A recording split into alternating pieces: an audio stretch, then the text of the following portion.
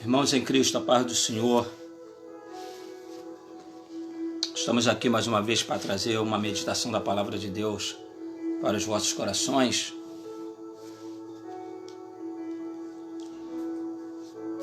Hoje está uma noite muito chove, mas nós estamos aqui, debaixo da bênção do Senhor, e eu quero poder estar meditando na Palavra de Deus com vocês nesta noite. O desejo do meu coração é que essa palavra ela traga uma edificação para nossas vidas, bem simples, profunda da palavra do Senhor, tá bom? E eu quero, neste momento, poder estar orando com vocês, você que está aí no seu lar nesse momento. Eu quero orar com você agora. Quero também te pedir que, se você puder agora estar compartilhando essa live com algum amigo seu, com alguém que você sabe que está online agora, se você quiser compartilhar, tá bom? Essa live com alguém, para que juntos possamos ter esse momento de edificação. Vamos orar ao Senhor? Ora comigo nesse momento aí no seu lar, onde você está, curva a sua cabeça e vamos falar com Deus. Pai eterno, Deus maravilhoso, eu te louvo, Senhor. E eu te agradeço, ó Deus, pela oportunidade de estar diante da Tua presença. Tu és o nosso Pai, Tu és o nosso Deus. As nossas vidas estão nas Tuas mãos. Nós não somos nada sem Ti, Senhor. Nós dependemos de Ti. Tu és a nossa força, Tu és o nosso cântico. Tu és quem nos motiva. Tu és a razão da nossa existência. Toda a nossa confiança e nossa esperança está em Ti. Nós rogamos o Teu favor. Pedimos a Ti, ó Deus, que seja sobre nós com a Tua bênção. Que o Teu grandioso amor nos envolva. Que a Tua graça maravilhosa esteja constantemente sobre nossas vidas. Nós carecemos de Ti, Senhor. Ilumina os nossos entendimentos. Nos conceda inspiração. Nos dê força. Ó Deus, venha descortinar para nós todo o mistério. Senhor, revela-se a nós de uma forma como nunca antes aconteceu em nossas vidas. Nós queremos estar junto a Ti, queremos caminhar contigo, queremos Te conhecer mais. Fica conosco, Senhor, que em cada lar onde, ó Pai, chega a minha voz neste momento, em cada lar, Senhor, onde houver alguém orando comigo nesta hora, ó Deus, que este lar seja alvejado pela Tua glória. Que a Tua mão poderosa alcance cada vida, cada membro desta família que me acompanha neste momento. E possamos todos, ó Deus, experimentar o mover extraordinário do Teu Espírito em nossas vidas. Fica conosco nesta noite. Nos dê a Tua bênção. Eu oro a Ti em o nome do Senhor Jesus Cristo. Amém, meu Deus, e amém. Irmãos, que Deus te abençoe nesta noite, viu? Que a paz de Deus esteja inundando o seu lar, a sua casa, a sua família, que esses dias que nós temos vivido, né, de complexidade, não tem sido fácil para nós. Desde que eu me entenda por gente, é a primeira vez que eu atravesso uma experiência como essa, de ter que ficar recluso dentro do meu lar. E eu sei também que muitos de vocês, principalmente aqueles que são da minha faixa etária, é uma experiência nova para nós, né? E até porque eu também não tenho conhecimento se isso já aconteceu em algum outro momento com algum membro de nossa família. Então é uma experiência nova que nós estamos vivendo, mas não é para nós ficarmos também assustados, como se coisa estranha estivesse acontecendo. Porque nós sabemos que nós vivemos o tempo do fim. Jesus falou sobre isso, a palavra de Deus nos adverte sobre estas coisas, que nos tempos do fim nós teríamos muitos sinais. Aconteceria no meio do povo muitos sinais, nos céus. Então nós devemos estar prontos, preparados, para que venha o que vier. Nós sabemos que estamos com o Senhor. porque Ele é o nosso Deus e é Ele que nos guarda. Então, nesta noite, eu quero compartilhar com vocês um pequeno trecho das Escrituras Sagradas e nós vamos meditar nessa palavra, porque é uma palavra muito importante para nós, é uma palavra, espero que ela seja esclarecedora para a sua vida, como tem sido para a minha vida também, tá bom? E nós vamos estar meditando nesse texto bíblico neste momento. Se você puder tomar nas suas mãos a palavra do Senhor nesta hora, nós vamos fazer leitura então da palavra do Senhor. No Evangelho que escreveu Mateus, capítulo de número 16, a partir do versículo de número 13, será o texto que nós estaremos lendo neste momento e vamos estar meditando, tá bom? Quero desejar aqui, desejar a paz do Senhor Jesus para todos vocês que estão nos acompanhando nesse momento, tá bom? Nosso irmão Ailton, Deus te abençoe. Nossa irmã Maria Conceição, que a bênção de Deus esteja sobre sua vida, minha irmã, tá bom? Que Deus te ilumine. Nosso irmão Jefferson, meu sobrinho Lucas, Deus te abençoe. Presbítero Marcos, bênção de Deus sobre a sua vida. Nossa irmã Andréia, nossa irmã Célia, nosso irmão Paulo, Anderson José de Paulo, tá? Deus te abençoe, meu querido. Então vamos meditar na palavra do Senhor. Nos diz assim. Então Mateus capítulo 16, a partir do versículo 13. E chegando Jesus às partes de Cesareia de Filipe, interrogou os seus discípulos dizendo: quem dizem os homens ser o Filho do Homem? E eles disseram: uns João Batista, outros Elias, outros Jeremias, ou um dos profetas. Disse-lhes ele: e vós, quem dizeis que eu sou? E Simão Pedro, respondendo, disse: tu és o Cristo, o Filho do Deus vivo. E Jesus, respondendo, disse-lhe: bem-aventurado és tu, Simão Barjonas, porque não foi carne e sangue que te revelou, mas meu Pai que está nos céus. Pois também eu te digo que tu és Pedro, e sobre esta pedra edificarei a minha igreja, e as portas do inferno não prevalecerão contra ela. E eu te darei as chaves do reino dos céus, e tudo que ligares na terra será ligado nos céus, e tudo que desligares na terra será desligado nos céus. Essa é a palavra de Deus para a nossa meditação nesta noite maravilhosa. E eu queria compartilhar com você uma mensagem dentro desse texto, um pouquinho de meditação, né? Dentro desse texto nós não vamos tomar muito tempo, mas o desejo do meu coração é que essa palavra de alguma forma ela te esclareça, ela ilumine o seu entendimento. Eu não proponho aqui trazer nada novo, porque eu acredito que muitos dos irmãos que meditam na palavra do Senhor, que são estudantes e amantes da palavra do Senhor, têm recebido da parte de Deus também a revelação, o ensino. E a Bíblia diz que nenhuma profecia ela é de particular interpretação. Então, eu não proponho trazer nada novo, senão aquilo que o Espírito Santo colocar em meu coração, e desejo que seja bênção para a sua vida.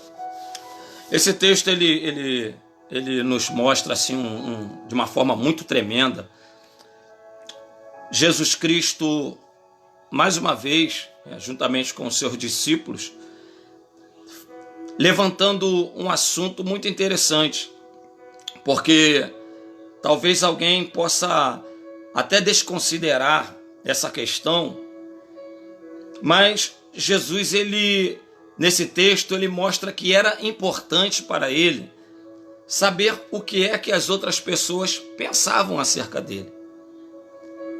Então Jesus ele faz essa pergunta, ele, juntamente com os seus discípulos, ele interrogou-os e fez essa pergunta: que dizem os homens ser o Filho do Homem?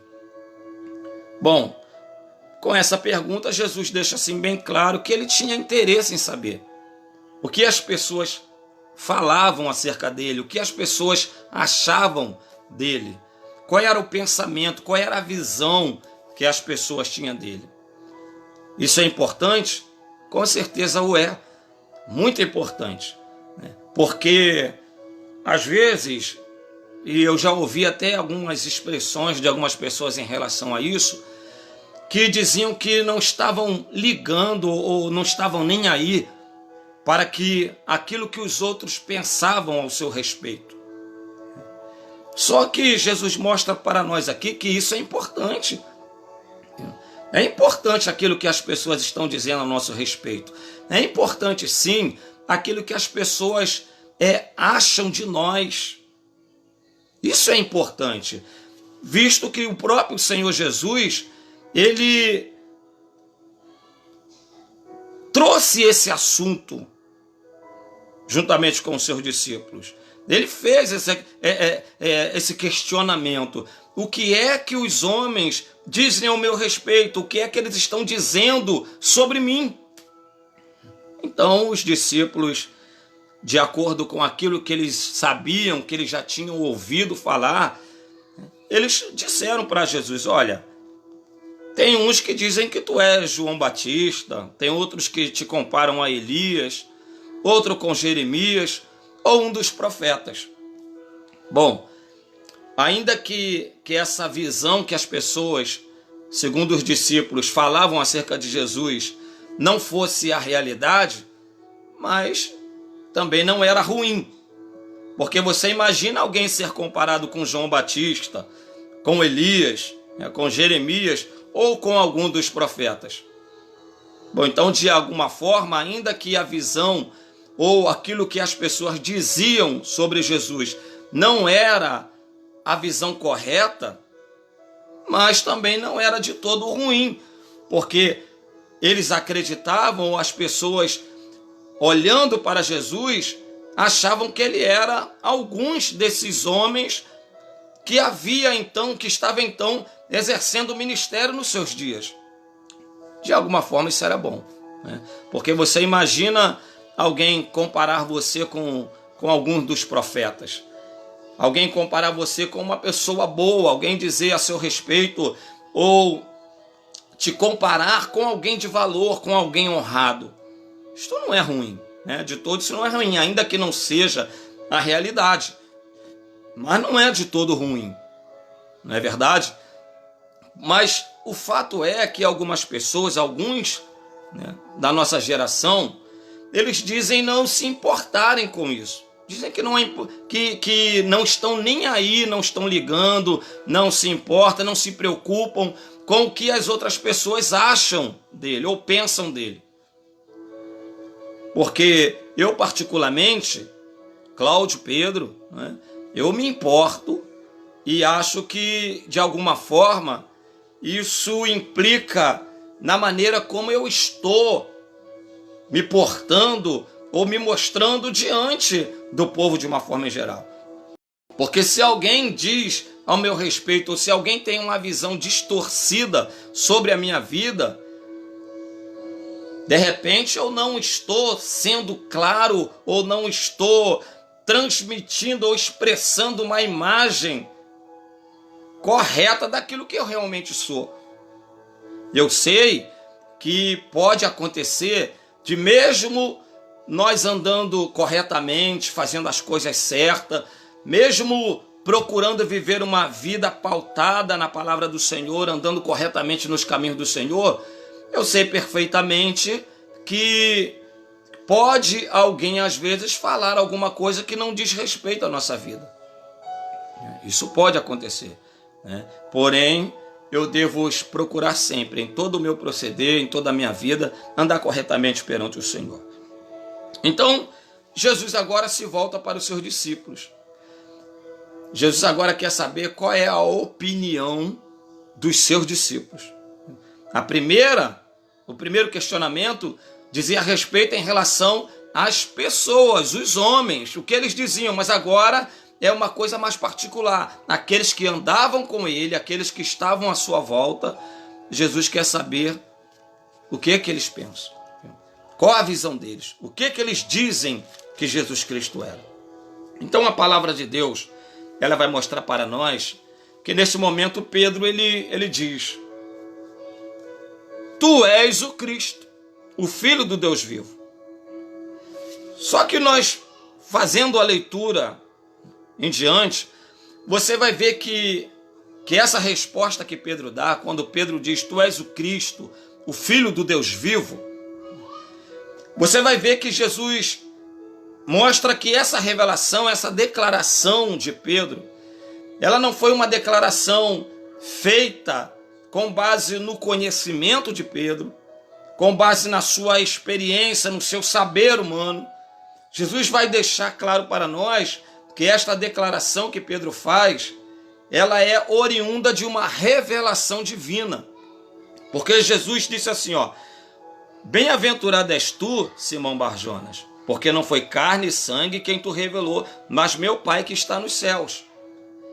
Então, Jesus mostra para nós que os discípulos, aqueles que andavam com ele, eles não sabiam de fato quem era Jesus. Porque quando Jesus pergunta para eles: O que vocês dizem que eu sou? Eles não sabiam responder. Porque dizer: Tu és Jesus, o filho de José e Maria, né, era uma resposta muito óbvia. Obviamente, não era isso que Jesus queria ouvir, não era essa a resposta que Jesus esperava deles. Então, Pedro recebe uma revelação da parte de Deus. Deus ilumina o entendimento de Pedro naquele momento, traz um esclarecimento para Pedro, e Pedro então faz essa declaração: Tu és o Cristo, o Filho do Deus vivo. Pedro, ele simplesmente, por causa de ter o seu coração voltado para Deus, ele então encontra em Pedro alguém em quem ele pudesse inspirar, derramar a sua inspiração sobre Pedro e lhe trazer esta revelação tremenda. Continuando a leitura, nós vamos ver que Jesus então no capítulo 18 ele faz uma declaração acerca de Pedro. Também eu te digo que tu és Pedro, e sobre esta pedra edificarei a minha igreja, e as portas do inferno não prevalecerão contra ela. Nesse verso aqui existe algo muito interessante, porque algumas pessoas, talvez até bem intencionados, mas por não terem tido assim a felicidade de discernir corretamente o texto, dizem que a igreja ela está fundada sobre Pedro. Quando Jesus diz assim: sobre esta pedra edificarei a minha igreja, muitos atestam dizendo que esta pedra onde a igreja está edificada, sobre qual a igreja está edificada, é Pedro. E nós sabemos perfeitamente que se a igreja do Senhor, que já está em evidência, já está militando ela não conseguiria resistir às tantas investidas por parte do inimigo, às intempéries desta vida. Ela não conseguiria suportar as pressões por parte deste mundo, como também por parte do... se ela estivesse edificada sobre um defunto. Logo, a pedra a que Jesus se refere, sobre a qual a igreja estaria edificada, jamais poderia ser Pedro. Quando Jesus disse assim: pois também te digo que tu és Pedro. Bom, Pedro é um nome de origem grega, que vem do grego Petros, né? E significa um pequeno fragmento de rocha. Então, quando Jesus diz: pois também eu te digo que tu és Pedro, Jesus está dizendo que Pedro é apenas um fragmento, ele é apenas uma pedra pequena. E quando Jesus fala assim, e sobre esta pedra, pedra do grego, vem do grego petra, e significa então uma grande rocha.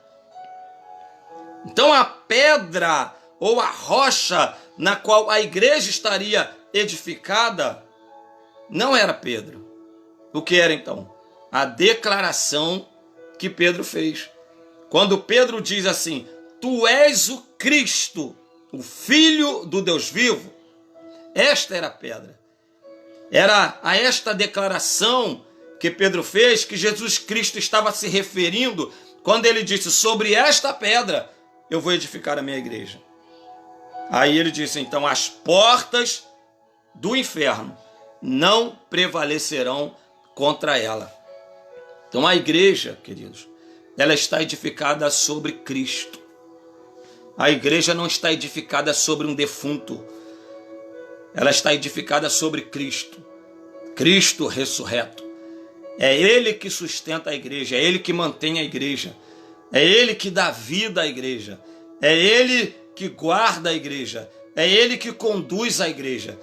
E a igreja edificada sobre Cristo, ela jamais poderá sucumbir ante as investidas do mal, do inferno, do inimigo das nossas almas.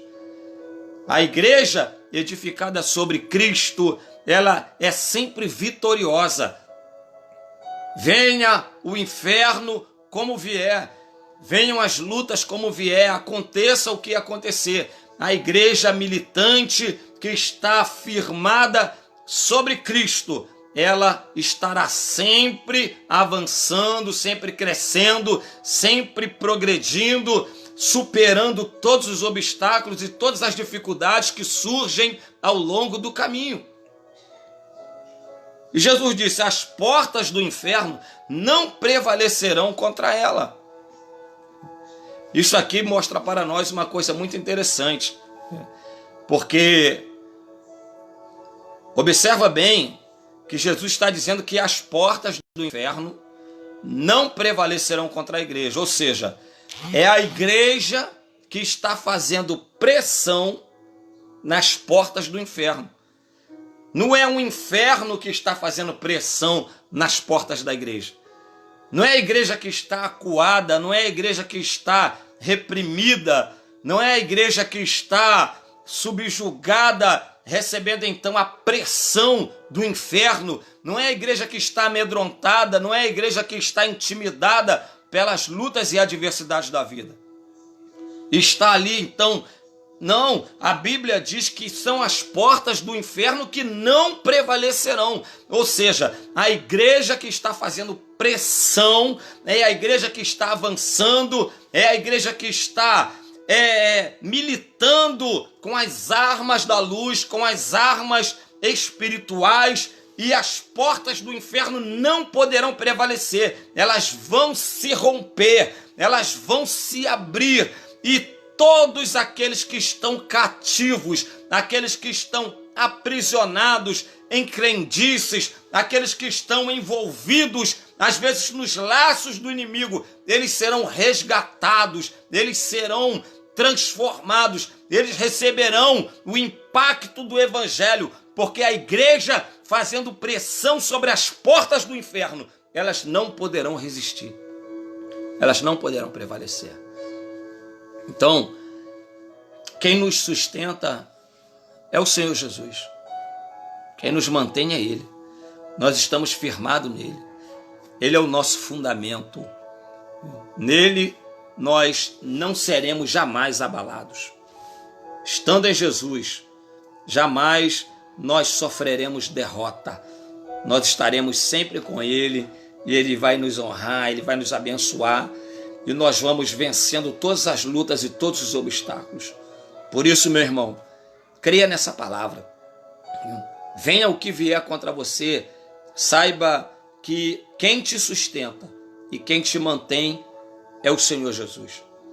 Ele é a rocha sobre a qual nós estamos firmados. E se Ele é a rocha, nada pode nos abalar, nada pode nos abater. A minha casa, a sua casa, ela está firmada na rocha, que é Cristo. As tempestades vêm, a chuva cai, as torrentes podem bater com ímpeto contra a nossa casa. Mas a nossa casa está construída na rocha que é Cristo. E nós vamos vencer. Nós vamos passar por essas adversidades, por essas lutas, cantando o hino da vitória, empunhando o nosso estandarte que é Cristo. E nós vamos cantar o hino da vitória. E lá na frente, nós vamos poder juntos nos regozijar e nos alegrar, e declarando em alto e bom som que só Jesus Cristo é o Senhor das nossas vidas. Amém? Portanto, fique com essa palavra no seu coração. Nós estamos firmados na rocha. Jesus é que é o teu sustento. Ele é que é a tua força. Pode faltar alimento neste mundo. Pode faltar segurança neste mundo. Pode faltar o que for. Mas para o crente, para aquele que confia em Jesus, para aquele que crê em Jesus, alimento, provisão de alguma parte virá, porque quem nos sustenta é o Senhor Jesus. Amém? Que Deus te abençoe, que Deus guarde o seu coração, guarde a sua casa, que Deus proteja a sua família, que Deus dê a cada um de vocês